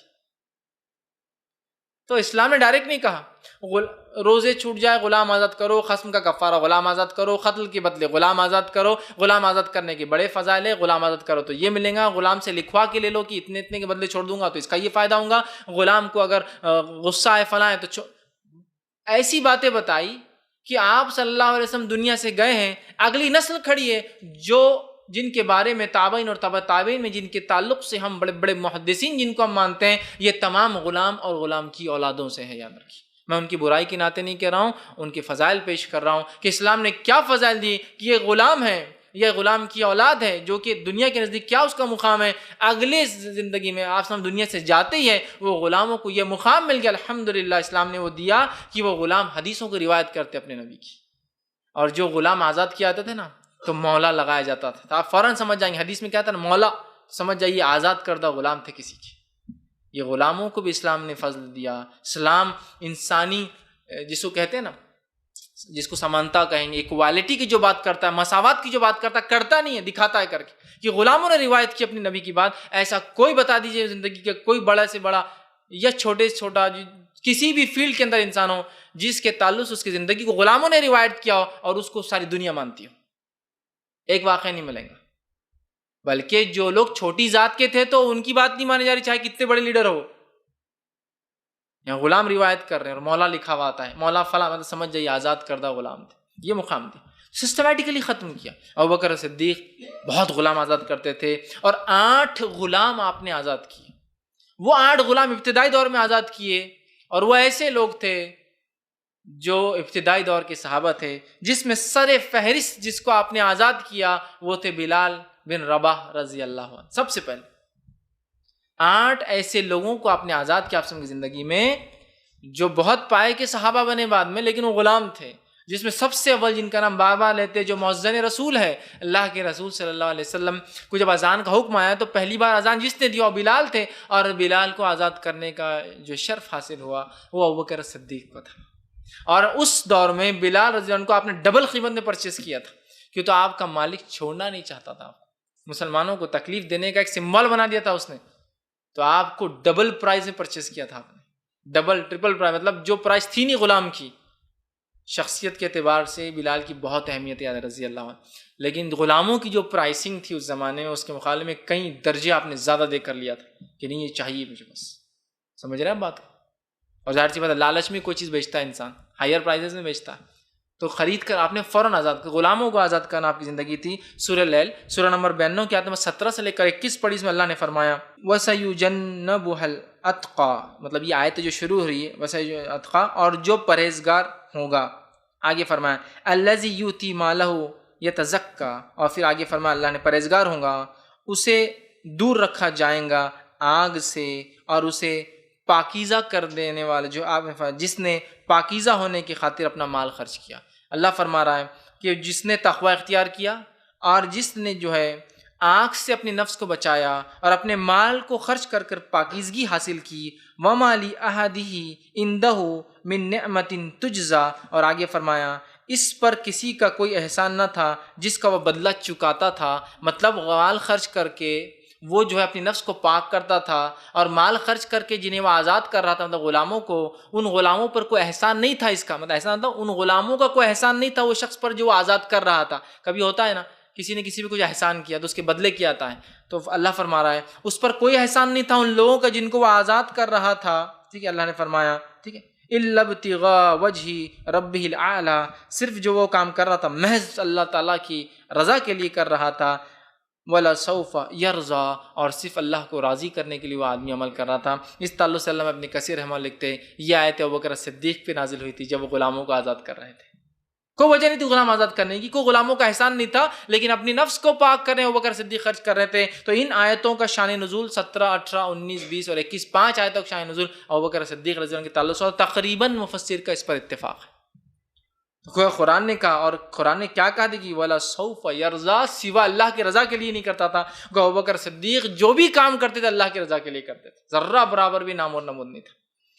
تو یہ آپ کا ایک وہ تھا. عائشہ رضی اللہ عنہ فرماتی ہے ابوبکر صدیق رضی اللہ عنہ 7 غلام آزاد کیے جنہیں اللہ تعالیٰ پر ایمان لانے کی وجہ سے تکلیف دی جا رہی تھی. ان میں ایک بلال رضی اللہ عنہ، اسی طرح جو ہے عامر بن فہیر رضی اللہ عنہ تھے، اور 5 اور لوگ تھے، اور یہ سب وہ اللہ کی رضا کے لیے کرتے تھے. اسی طرح ابوبکر صدیق کی زندگی دیکھی کیا تھی. چوتھا واقعہ، حضرت ابوبکر صدیق اپنے رشتہ داروں پر خوب مال خرچ کرتے تھے، اور ایک آپ کے رشتہ دار تھے مصطح بن اساسہ رضی اللہ عنہ.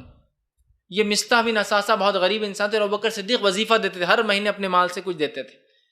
جب حضرت عائشہ پر الزام لگا تو افسوس، یہ بھی وہ منافقین کی چال بازیوں میں جو ایک صحابی آئے تھے وہ یہ تھے، آ گئے تھے، اور انہوں نے بھی کہہ دیا شاید ایسا ایسا کیا حضرت عائشہ رضی اللہ عنہ، نعوذ باللہ. ہوا یہ کہ ابوبکر صدیق کو جب پتا چلا کہ مصطح میرا خاندانی انسان اور میں اس کو پیسہ خرچ کرتا ہوں، وہ کہہ رہا ہے ایسا، کہا اب بند تجھے اسٹیفن، تجھے وظیفہ بند. ٹھیک، لیکن اس کے بعد جب اللہ تعالیٰ نے سورہ نور کی آیتیں نازل کی، کیا وہ لوگ جو اللہ کی راہ میں خرچ کرتے تھے وہ یہ نہیں چاہتے اللہ انہیں معاف کرے؟ مطلب جو انہوں نے بند کر دیا تھا ابوبکر نے کہا کہ میں چاہتا ہوں اللہ مجھے معاف کرے، اور مصطح بن اساسہ سے کہا تمہارا اسٹیفن اگلے مہینے سے پھر لے جاؤ. سمجھے؟ مطلب آپ کی بیٹی پر الزام لگا تو بھی آپ نے بدلہ نہیں لیا، اس لیے یہ اللہ کے لیے کام کرنے والے تھے صاحب. آج اگر کوئی میری بیٹی پر، میری بیوی پر، میری ماں پہ الزام لگاتے، میں زندگی بھر منہ نہیں دیکھتا ہوں اس کا، چاہے کتنا بھی غریب. یہاں ابوبکر دے رہے ہیں تو آپ اپنے رشتہ داروں پر خرچ کیا کرتے تھے. اسی طرح آپ کی زندگی کے معمول میں ایک اور واقعہ، مطلب یہ زندگی کے آپ کے معمول رکھ رہا ہوں واقعات کی شکل میں. 5ویں چیز جو ہم دیکھتے ہیں وہ یہ تقوی اور پرہیزگاری ابوبکر میں بہت زیادہ تھی. صحیح بخاری کی روایت میں عائشہ فرماتی ہے ایک مرتبہ ایک شخص نے ابوبکر صدیق کے پاس کوئی چیز لائی، اور ابوبکر غلام تھا وہ لے کر آیا، اور انہوں نے اس کو کچھ کھا لیا، اور غلام نے بعد میں کہا معلوم ہے یہ چیز کیا تھی؟ تو کہا نہیں. تو کہا میں نے دور جہالت میں کہانت کی تھی، جادو ٹونا کیا تھا، اور اس کے بدلے میں نے ایک رقم باندھی تھی، حالانکہ مجھے آتا جاتا نہیں تھا، میں نے ایسی کر دیا. اب وہ آدمی نے آج لا کر مجھے اس کا جو میں نے بات طے کی تھی نا کتنے روپے میں کہانت کروں گا وہ لا کے دیا. جو ہی سنا، اور کہانت اسلام میں حرام ہے، جو ہی سنا ابوبکر صدیق نے انگلیاں منہ میں ڈالی اور خے کر کے نکالی، اور کہا اگر ابوبکر مر بھی جاتا اس میں تو ابوبکر کو پسند تھا، لیکن یہ نوالا کھانا حرام کا ابوبکر کو پسند نہیں تھا. تقوی، پرہیزگاری. آج ہم کو پتا ہے اس کا مال حرام ہے، جان دو کیا ہوتا ہے، رشتہ باقی رکھنا ہے. ابوبکر کو پتا نہیں کیا کھا لیا، خے کر کے نکال رہے ہیں. کتنا تقوی تھا نا. آج اب ہم اپنے تقوی کا معیار دیکھیں، کیا معیار ہے؟ کیا اپنا باس وہ آقا بن چکا ہے، ہمارا مالک بن چکا ہے ہمارا. کچھ لوگوں کے لیے ان کا سیٹ مالک بن چکا ہے، اس کے لیے سب کچھ ہو رہا ہے. نماز کیوں چھوڑ دیا؟ بزنس کے لیے. نماز کیوں نہیں پڑھ رہے؟ باس نہیں بولتا. کس کس کو بنا لیا؟ ابوبکر کھا رہے ہیں.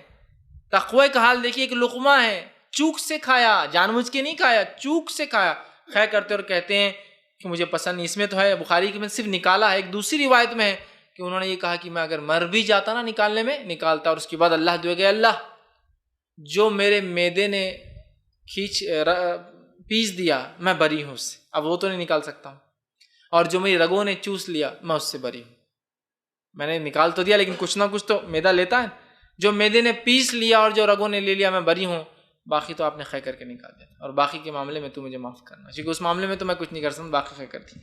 تو یہ آپ کے تقوی کا حال تھا. اسی طرح نبی اکرم صلی اللہ علیہ وسلم کو ساری زندگی آپ دفاع کرتے رہے، ساری زندگی. صحیح بخاری کی روایت ہے، عروہ بن زبیر رضی اللہ عنہ کہتے ہیں کہ عبداللہ بن عمرو بن عاص سے سوال کیا گیا مشرکین میں نبی اکرم صلی اللہ علیہ وسلم کو جو سب سے بڑی اور بدسلوکی کی وہ کیا تھی مجھے بتاؤ. تو عمرو بن عاص کہتے ہیں کہ ایک بار جو ہے عقبہ بن ابی معیط، یہ جو ہے اس شخص نے، یہ ملعون تھا، کافروں کا سردار تھا، اس نے اللہ کے رسول صلی اللہ علیہ وسلم نماز پڑھ رہے تھے، اپنے پاس ایک کپڑا نکالا، کپڑے کی اچھی رسی بنائی اور آپ کے گلے میں ڈال کے سجدے کی حالت میں تھا تو کس دیا۔ آپ صلی اللہ علیہ وسلم اسی حالت میں اٹھے اور اس کو کھینچنے لگے، اور اس نے پیچھے سے پکڑ لیا تھا۔ پیچھے سے کوئی انسان پکڑ لے تو پیچھے والا انسان کمزور بھی اگر ہو تو بھی اس کی طاقت زیادہ ہوتی ہے، جو کہ پیچھے سے پکڑا ہوا ہے، تو اس نے بہت کس لیا۔ آپ کی آنکھیں جو ہے چہرہ مبارک لال ہو گیا اور آنکھیں باہر نکل کر آ گئی تکلیف سے، سانس رکنے سے۔ ابوبکر صدیق آگے بڑھے، اسے دھکا دیا، کسی کی ہمت نہیں تھی اسے دھکا دینے کی، بہت بڑا سردار تھا، دھکا دیا اور اللہ کے رسول کی گردن سے وہ نکالی اور کہا کیا تم ایک انسان کو صرف اس لیے مارنا چاہتے ہو کہ وہ اللہ کی طرف تمہیں بلاتا ہے اور وہ اللہ ایک ہے کہتا ہے؟ تو دفاع کرتے تھے، ساری زندگی دفاع کیا، جو پتا تھا اس سے جھگڑا لینے کا کیا ہے۔ آپ کے دوست کو اگر محلے کا سب سے بڑا انسان تکلیف دے تو آپ بھی خاموش ہو جاتے ہیں، اس لیے کہ مسئلہ ہے کہ اس کی دفاع کو جاؤں گا تو اس سے دشمنی کھڑی ہوتی ہے۔ ابوبکر صدیق ذرہ برابر بھی سوچتے ہیں، جب نبی کا معاملہ آیا دنیا کیا کرتی کر لے، آگے بڑھ گئے اور دفاع کیا۔ لوگ ڈر رہے تھے، آپ نے دفاع کیا، تو آپ نبی کا دفاع کرتے تھے۔ اسی طرح ابوبکر صدیق نہایتی نرم دل انسان تھے۔ نرم دل کا مطلب یہ نہیں کہ جنگوں میں بھی چھوڑ دیتے تھے، لیکن بڑے نرم دل انسان تھے، اتنے نرم دل انسان تھے۔ ایک مرتبہ جو متفق علیہ صحیح بخاری صحیح مسلم کی روایت ہے، ابوبکر صدیق، انس بن مالک رضی اللہ عنہ فرماتے ہیں کہ آپ سن کے بعد ابوبکر صدیق اور عمر بن خطاب ایک مرتبہ ملے اور کہا چلو ام ایمن کے پاس جاتے ہیں۔ نبی اکرم صلی اللہ علیہ وسلم ام ایمن کے پاس بیٹھ کر بات چیت کیا کرتے تھے، دونوں مل کے ام ایمن کے پاس گئے رضی اللہ عنہا۔ ام ایمن کے پاس گئے تو ام ایمن رو رہی تھی، تو ابوبکر نے کہا کیا تمہیں ابھی بھی غم ہے نبی کی دنیا سے جانے کا؟ تو کہا نہیں ابوبکر، مجھے غم نہیں ہے ابھی نبی کی دنیا سے جانے کا، اس لیے کہ اللہ نے جو کچھ نبی کے لیے رکھا ہے وہ دنیا سے بہتر ہے، آخرت میں جو رکھا ہے، لہٰذا انتقال اس کے لیے ذریعہ ہے، مجھے اس کا غم نہیں ہے۔ مجھے جس چیز کا غم ہے وہ یہ کہ وہی آنا بند ہو گئی ہے، اس لیے میں رو رہی ہوں کہ آپ سب آتے تھے، وہی آتی تھی میرے گھر میں، ہم سنتے تھے، ہم اس کی وجہ بنتے تھے، اب وہی آنا چونکہ دنیا میں اس کا مجھے غم ہے۔ تو ابوبکر صدیق اور عمر بن خطاب بھی زار و خطا رونے لگے، اتنا رونے لگے جیسے کہ بچے روتے ہیں، سمجھ رہے ہیں آپ؟ تو بڑے نرم دل تھے، رفیق تھے قلب سے، بہت نرم دل۔ اسی طرح آپ کی نرمی اتنی تھی کہ بخاری کی روایت ہے، ماں عائشہ فرماتی ہے کہ آپ سب بیمار تھے، لو اللہ کے رسول صلی اللہ علیہ وسلم نے کہا کیا نماز کھڑی ہوئی؟ لوگوں نے کہا اللہ کے رسول آپ کا انتظار ہو رہا ہے۔ آپ صلی اللہ علیہ وسلم نے کہا کہ ابوبکر سے کہو نماز پڑھا۔ عائشہ نے کہا اللہ کے رسول آپ جانتے ہیں ابوبکر سے یہ کام نہیں ہونے والا، وہ بڑے نرم دل ہے، جب قرآن پڑھتے ہیں تو روتے زیادہ اور پڑھتے کم ہیں، بہت نرم دل تھے، اور اتنا روتے تھے کہ ابوبکر صدیق جب نماز پڑھاتے تھے کبھی کبھی روایت میں آتا تھا کہ پیچھے کی صف تک رونے کی آواز آیا کرتی تھی، ایک آیت پڑھی پھر روتے تھے، پھر دوسری آیت، اتنے نرم تھے دل سے، یاد رکھیے بہت نرم دل تھے، ٹھیک ہے۔ اسی طرح بہت عاجز اور انکسار انسان، بہت عاجز سمجھتے ہیں نا، کسی کے سامنے تکبر نہیں کرتے تھے، انکسار جھکاؤ تھا ان کے اندر، یہ نہیں کہ میں بڑا ہوں، میں ایسا ہوں، میں فلاں ہوں، بلکہ بہت عاجز، بہت زیادہ جو ہے انکسار جو ہے آپ انسان تھے، یاد رکھیے۔ آپ کی عاجزی اور انکساری کے تعلق سے صحیح بخاری کا ایک واقعہ، ایک روایت آتی ہے، ابوبکر رضی اللہ عنہ بہت جو متواضع انسان تھے اور کبر اور بڑائی سے جو ہے بہت بچا کرتے تھے، انکساری کا بہت اظہار کیا کرتے تھے۔ ایک مرتبہ جو ہے جو شخص، آپ نے جب فرمایا جو شخص اپنے کپڑے کو ٹخنے سے نیچے گھسیٹے، ٹخنے سے نیچے لٹکا اسبال کرے، پینٹ پتلون پاجامے کو، آپ نے فرمایا قیامت کے روز اللہ تعالیٰ جو ہے نہ اس کی طرف دیکھیں گا، اور فرمایا اور اس کو جو ہے دیکھیں گا بھی اور جو ہے اسے جو ہے معاف نہیں کریں گا۔ ابوبکر صدیق ہے کہ اللہ کے رسول میرا کپڑا، آپ چونکہ عمر بڑھ چکی تھی، پیٹ کا کوئی مسئلہ تھا تو پیٹ بڑا ہو چکا تھا، تو آپ کا پیجامے جو پرانے سلے ہوئے پیجامے تھے وہ پیٹ چونکہ نیچے آنے کی وجہ سے ڈھل گئے تھے تو نیچے جانے لگے، تو آپ اس کو کھوستے تھے، اب پیجامہ لیکن کھوسنے کی وجہ سے ایک طرف سے اڑ جاتا دوسری طرف سے نیچے آتا، کہ اللہ کے رسول میرا کیا ہوگا، میرا تو ایک لٹک رہا ہے، اتنا مال نہیں ہے کہ پورے نئے سلا لوں، حالات ایسے نہیں ہے نا۔ آپ نے فرمایا کہا اے ابوبکر تم ایسا تکبر کے ساتھ نہیں کرتے ہو۔ بہت سارے لوگ بولتے ہیں نا ابوبکر صدیق ٹخنے سے نیچے لٹکاتے تھے تو لہٰذا ہم بھی کر سکتے ہیں، تو میں کہتا ہوں ابوبکر کی گواہی تو اللہ کے رسول نے دے دی، میری اور آپ کی گواہی کون لینے والا ہے؟ کہا ابوبکر تم ایسا نہیں کرتے ہو، تم کو تکبر نہیں ہے۔ Abu Bakr was an exceptional case, Abu Bakr ایک ایکسیپشنل کیس تھے، باقی سارے صحابہ اونچائی پہنتے تھے، اور آپ کا بھی ایک لڑتا تھا اور ایک اونچا رہتا تھا، وہ بھی بیماری کی وجہ سے پیٹ بڑا ہو گیا تھا بعد میں، بہرحال ٹھیک ہے۔ اسی طرح جو ہے موطا امام مالک میں ایک روایت آتی ہے کہ آپ اتنے عاجز اور انکساری رکھتے تھے کہ جو ہے جب جنگوں کے لیے لوگ روانہ ہوتے تھے، اسامہ بن زید کا لشکر آپ نے روانہ کیا تو ابوبکر صدیق پیدل اسامہ کے اس گھوڑے کی نکیل پکڑ کے چل رہے تھے، اور اسامہ کہہ رہے تھے اے خلیفہ مسلمین جو ہے اے اللہ کے رسول کی خلیفہ آپ نیچے چل رہے اور میں گھوڑے پہ، تو کہا نہیں، اللہ کے رسول نے تمہیں سی پہ سالار بنایا ہے، تم ہی بیٹھو، اور پیدل لے جا کر ایک مقام تک چھوڑ کر آئے۔ اسی طرح آپ کے تعلقات شام میں جب ایک لشکر گیا جس میں جو ہے یزید بن ابی سفیان، عمرو بن عاص، شرجیل بن حسنہ رضی اللہ عنہما جو ہے یہ لوگ جا رہے تھے لشکر، تو ابوبکر صدیق ایک ایک لشکر کی سپہ سالار کو نصیحتیں کرتے اور اس کے گھوڑے کی نکیل پکڑ کر جا کر ایک مقام تک چھوڑ کر آتے۔ کتنے عاجز تھے نا، خلیفہ وقت ہے اور گھوڑوں کو پکڑ کر پیدل چلا کرتے تھے نیچے، کہ یہ تینوں کہنے لگے کہ امیر المومنین جو ہے خلیفۃ الرسول آپ نیچے چل رہے اور ہمیں، تو کہا نہیں، تم سردار ہو، بیٹھے رہو، لیڈر ہو، اور چھوڑ کے۔ اتنے عاجز اور انکسار تھے ابوبکر صدیق۔ ابوبکر صدیق رضی اللہ عنہ کی بعض خصوصیتیں کیا ہیں، وہ بعض خصوصیتیں بھی دیکھتے ہیں، آپ کی خصلتیں، خصوصیتیں، کیریکٹرسٹک جو اسپیشل کیریکٹرسٹکس ہے۔ پہلا، آپ سب سے پہلے مسلمان تھے، یہ فضیلت بھی آپ کی اور خصوصیت بھی آپ کی، دونوں میں شامل ہے۔ آپ سب سے پہلے مسلمان تھے۔ صحیح بخاری کی روایت ہے، حضرت ابوبکر صدیق رضی اللہ عنہ فرماتے ہیں، عمار بن یاسر رضی اللہ عنہ فرماتے ہیں، بیان کرتے ہیں کہ میں نے رسول اللہ صلی اللہ علیہ وسلم کو اس وقت دیکھا جب آپ کے ساتھ اسلام قبول کرنے والے خوش نصیبوں میں صرف 5 غلام اور 2 خواتین اور ایک ابوبکر تھے۔ 5 غلام ایمان لائے اول وقت میں، 2 خاتون ایمان لائی اور ایک آزاد انسان لایا، ابوبکر تھے۔ تو ابوبکر پہلے آزاد مرد تھے جو ایمان لائے، پہلے آزاد مرد، سمجھ رہا؟ ویسے پہلے ایمان لانے والی سب سے پہلے ایک عورت ہے، آپ کی زوج جو ہے خدیجہ الکبریٰ رضی اللہ عنہا، یہ سب سے پہلی تھی۔ آزاد کردہ انسانوں میں ابوبکر صدیق تھے سب سے پہلے انسان۔ یہ آپ کا بہت بڑا شرف ہے، یاد رکھیے۔ آپ اس زمانے میں ایمان لائے تھے جس زمانے میں لوگ ایمان لانا تو دور، سوچ کر بھی آنکھ پہ کاٹے آتے تھے، وہ ظلم اور وہ زیادتی۔ آپ سب سے پہلے مسلمان ہوئے تھے اور سب سے پہلے آپ نے جو ہے ایمان لایا تھا، یاد رکھیے۔ اسی طرح جو ہے آپ صلی اللہ علیہ وسلم کا جو دوسرا شرف ہے وہ یہ ہے کہ ابوبکر صدیق رضی اللہ عنہ جو ہے آپ صلی اللہ علیہ وسلم کے ساتھ دوسرا جو آپ کی جو ہے خصوصیت ہے وہ یہ ہے کہ اس سفر میں، جس سفر کا اللہ نے حکم دیا اور آپ ہجرت کر کے مکہ سے نکل کر مدینہ گئے، اس سفر کے ساتھی جو تھے وہ ساتھی تھے ابوبکر صدیق رضی اللہ عنہ۔ یہ بھی آپ کا فضل ہے، اور آپ ساتھ تھے، آگے بیٹھے تھے اور اللہ کے رسول پیچھے بیٹھے تھے، اور غار میں بھی جب گئے تو آپ جو ہے آپ کے مانڈی پر ہی جو ہے سر رکھ کر سویا، کہ غار سور کا پورا واقعہ ہے نا، وہاں بھی تھے، پورے سفر میں آپ ساتھ تھے، اور مدینہ میں اللہ کے رسول صلی اللہ علیہ وسلم کے ساتھ آپ داخل ہوئے۔ صحیح بخاری کی روایت ہے کہ ابوبکر کو آپ صلی اللہ علیہ وسلم، حضرت عائشہ فرماتی ہے، اپنا رفیق، ساتھی، راستے کا ساتھی بنایا، اور دونوں مل کر جو سفر کر کے گئے۔ یہ کتنا بڑی خصوصیت ہے ابوبکر صدیق کی کہ آپ صلی اللہ علیہ وسلم نے آپ کو چنا اور آپ کے ساتھ آپ جو ہے سفر کر کے، ہجرت کر کے جو ہے گئے۔ اسی طرح جو ہے ابوبکر صدیق کی ایک اور فضیلت جو ملتی ہے وہ یہ ہے کہ نبی اکرم صلی اللہ علیہ وسلم کی جب وفات ہوئی، اس وفات کے بعد جب صحابہ ہل گئے، صحابہ پریشان ہو گئے، اور جس کو کہیں گے ایک طرح سے صحابہ آؤٹ آف مائنڈ ہو گئے، اپنے دماغ سے ہٹ کر باتیں کرنے لگے، حتیٰ کہ عمر جیسا شخص یہ کہنے لگا کہ جس نے یہ کہا کہ اللہ کے رسول کی موت ہو گئی ہے، میں اس کا گردن مار دوں گا، اور تلوار لے کے نکل گئے۔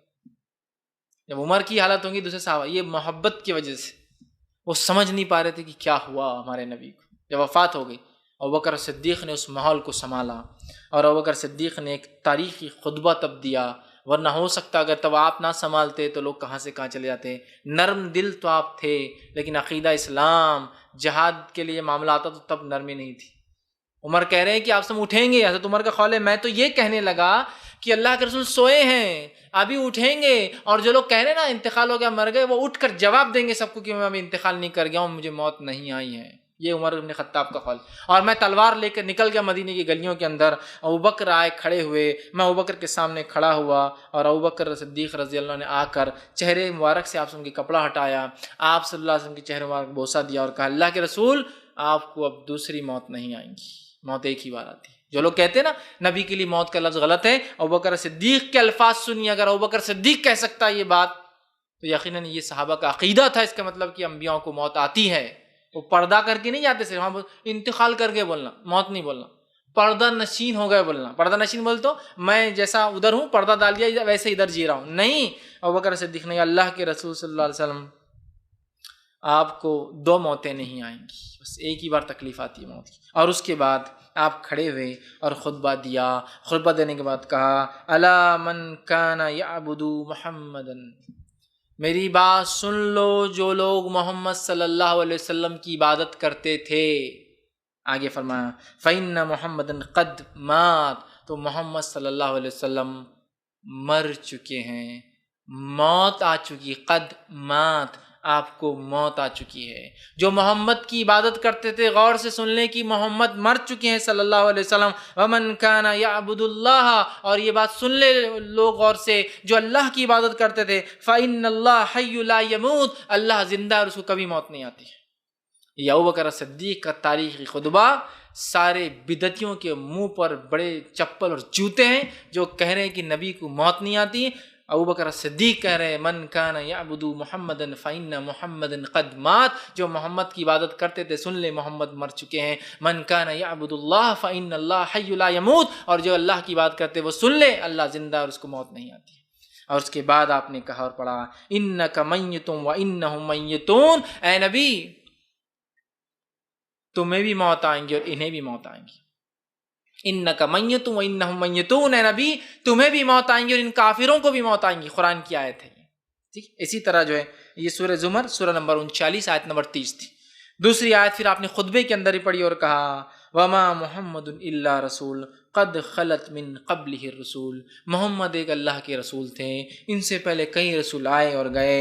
فإن مات، اگر وہ مر جائے، او قتل انقلبتم علی اعقابکم، اور اگر مر جائے یا شہید کر دیا جائے تو کیا تم اپنے ایڑیوں کے بل لوٹ جاؤ گے، پھر جاؤں گے؟ یہ آیت نازل ہوئی تھی جنگ کے اندر، جب ایک بات مشہور ہو گئی تھی کہ محمد صلی اللہ علیہ وسلم شہید کر دیے گئے، تب یہ آیت نازل ہوئی تھی۔ تو ابوبکر صدیق نے اپنے خطبے میں پڑھا او قتل انقلبتم علی اعقابکم، تو کیا اپنے ایڑیوں کے بل پھر جاؤں گے؟ ومن ینقلب علی عقبیہ فلن یضر اللہ شیئا، جو پلٹ کر جائیں گا وہ اللہ کا کوئی نقصان نہیں پہنچا سکتا، یا نہ دین اسلام کو کچھ کر سکتا۔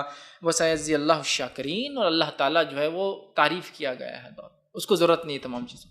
یہ آیت پڑھی، اور اس کے بعد جو ہے ابوبکر صدیق کی جب یہ خطبہ آپ نے دیا، عمر ابن خطاب خود کہتے ہیں، بخاری کی روایت پر کہتے ہیں، جب ابوبکر نے یہ خطبہ پڑھا تو مجھ پر دہشت طاری ہو گئی، میرے پیر کانپنے لگے اور میرے پیر خود میرا وزن نہ سنبھال سکے، میں زمین پر گر گیا اور مجھے ایسا لگا کہ ابوبکر پر ابھی یہ آیتیں نازل ہوئی ہیں، جبکہ یہ تو قرآن میں پہلے سے تھی۔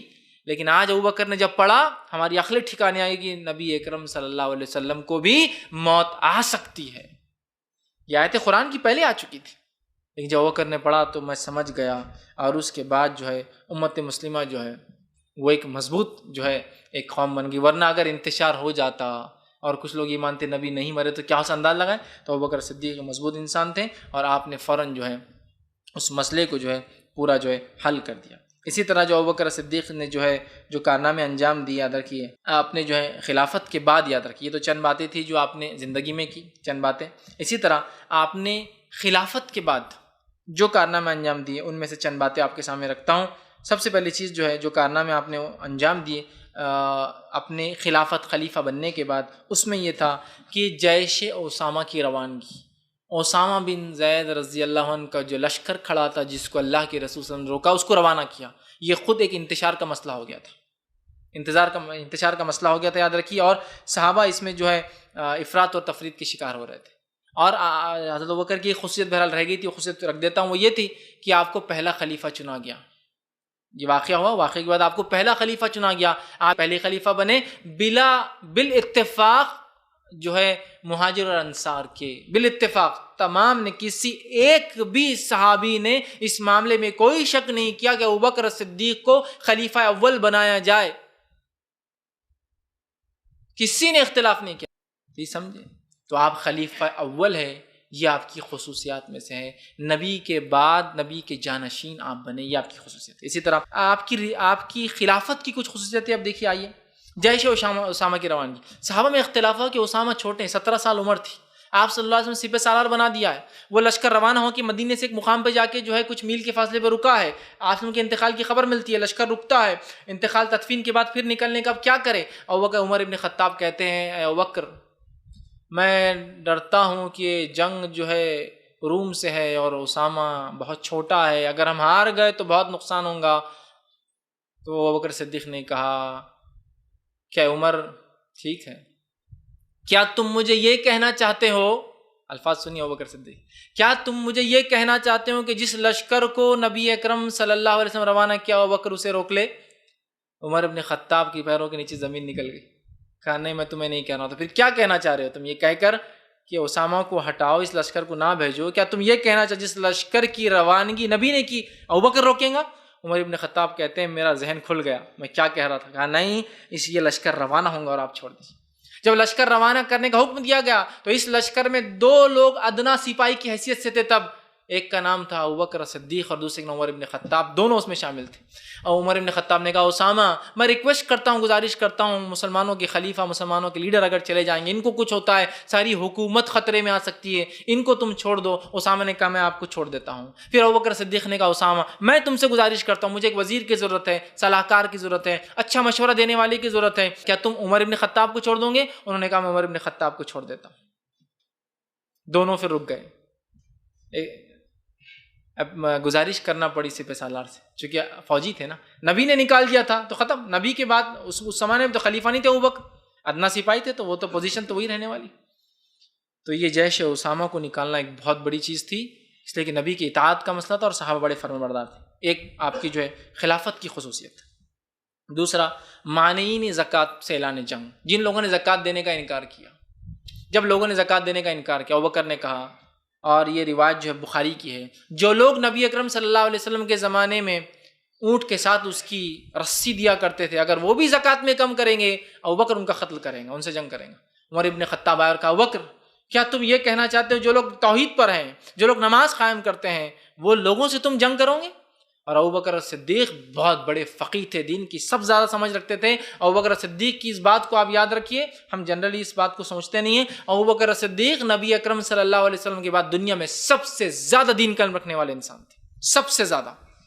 اور آپ کا فقہ دیکھیے، آپ کی سمجھ دیکھیے کہ عمر ابن خطاب جیسا آدمی بھی سمجھ نہیں پاتا تھا آپ کی فقہ اور آپ کی سمجھ کو۔ عمر ابن خطاب نے کہا اے امیر المومنین، تم جنگ کا اعلان کرتے ہو، جو لوگ زکوٰۃ نہیں دے رہے ہیں، کیا تم توحید پر جو لوگوں نے کلمہ پڑھا اور نماز پڑھتے ہیں ہمارے ساتھ، کیا تم انہیں قتل کرو گے؟ ابوبکر نے کہا عمر، جو لوگ اللہ کے رسول کے زمانے میں اونٹ کے ساتھ نکیل دیا کرتے تھے، اگر وہ رسی بھی نہیں دیں گے تو میں ان سے جہاد کروں گا، اس لیے کہ ابوبکر صدیق کا فقہ اور سوچ اور دین کی سمجھ اتنی اعلیٰ تھی، وہ جانتے تھے آج اگر یہ زکوٰۃ منع کریں گے، کل جو ہے نماز چھوڑ دیں گے اور توحید سے بھی خالی ہو جائیں گے۔ کہا یہ فرائض ہے، جو ایک فریضہ بھی چھوڑوں گا میں اس کو قتل کر دوں گا۔ بہت پیاری بات تھی۔ اور حضرت عمر کہتے اللہ نے میرا دل کھول دیا اور میں ابوبکر کی بات سمجھ گیا، اور مانعین زکوٰۃ، جنہوں نے زکوٰۃ دینے سے انکار کر دیا تھا، مسلمانوں نے جہاد کیا اور ان کو قتل کیا، اور انہوں نے پھر دینا شروع کیا۔ بہت اونچا فقہ تھا آپ کا، بہت اونچی سوچ تھی دین کے اندر، بہت سمجھ رکھتے تھے آپ دین میں۔ ٹھیک، اسی طرح فتنہ ارتداد، تیسری خلافت کی جو خصوصیت تھی جو آپ نے کیا، لوگ مرتد ہونا شروع ہو گئے۔ آخر دور میں ایمان لائے، جب مسلمانوں غلبہ تھا، طاقت تھا، ہوا چل رہی تھی، تو لوگ بہت سارے ایمان لا لی کہ مسلمان آ گیا، اب یہ ہونے والا وہ ہونے والا، آپ نے کیا لا لی۔ آپ کی وفات کے بعد چونکہ ابھی ایمان لائے تو چھوڑنا شروع کر دیا۔ ابوبکر صدیق نے اتنا سخت پہلو اختیار کیا اور اس زبردست انداز سے اس پوری تحریک کو کھدیڑ کے رکھ دیا۔ آپ نے یاد رکھی، چند ہی کم بیش 2 سال کی خلافت میں آپ نے کھدیڑ کے رکھ دیا پورا، یہ جو جتنے فتنے تھے اور جتنے لوگوں نے جھوٹے نبوت کا دعویٰ کیا، سب کو ختم کر دیا، ان سے جنگ کیا، ان سے جہاد کیا۔ تو فتنہ ارتداد، لوگ مرتد ہو رہے تھے، آپ نے جو ہے ان کے ارتداد کو روکا اور ان جھوٹے نبیوں کو اور مرتد ہونے والے لوگوں کو سخت سے سخت سزائیں دے کر انہیں واپس دائرۂ اسلام میں لایا۔ چوتھی خصوصیت آپ کی عہد خلافت کی وہ یہ ہے کہ فتوحات، جو کامیابی آپ نے حاصل کی، یہ کامیاب بہت بڑی تھی۔ جزیرۃ العرب پورا مسلمانوں کے قبضے میں آیا، فارس کا علاقہ آپ کے زمانے میں آیا، شام کا علاقہ آپ کے زمانے میں آیا، اور فارس کی طرف آپ نے جو ہے خالد بن ولید کو اور حرید بن مثنہ رضی اللہ عنہما ان دونوں کو بھیجا، شام کی طرف آپ نے دیگر صحابہ کو بھیجا، اور بہت ساری فتوحات شام کی اور ایران کی، عراق کی، اور اس کے سعودی مطلب جو شام کے اور علاقوں کی اور نچلے علاقوں کی ابوبکر صدیق رضی اللہ عنہ کے دور میں، اور ایسی مضبوط فتوحات تھی کہ یہ فتوحات ایک قسم کا مائل سٹون بن گئی، یاد رکھیے، میل کا پتھر بن گئی۔ جو فتوحات ابوبکر صدیق رضی اللہ عنہ، جو فتوحات عمر ابن خطاب رضی اللہ عنہ، اور جو فتوحات عثمان ابن عفان رضی اللہ عنہ کے دور میں ہوئے، اس دور سے لے کر آج تک وہ پورے ملک مسلمان ہیں۔ ایسی مضبوط فتوحات، ٹیمپرری فتوحات نہیں، پرماننٹ ایسی فتوحات تھی۔ اس دور سے لے کر آج تک وہ سارے ملک مسلمان ہیں، یاد رکھیں، سارے ملک، مسلم میجورٹی اور مسلم علاقے۔ ایسی چھاپ صحابہ نے ڈالی تھی اور ایسی فتوحات کی تھی آپ نے، مطلب ایسی حکومت ڈالی تھی جو کبھی نہ ختم ہو اور انشاءاللہ قیامت تک نہیں ہونے والی، ہے نا؟ مسلمان ہر جگہ رہیں گے اور قیامت تک تعداد بڑھنے ہی والی، ایسی مضبوط فتوحات۔ اور پانچواں کارنامہ عہد صدیق کے اندر آپ نے جو کیا تھا بہت بڑا کارنامہ تھا، معمولی نہیں تھا، جامع القرآن، قرآن کو جمع کیا تھا۔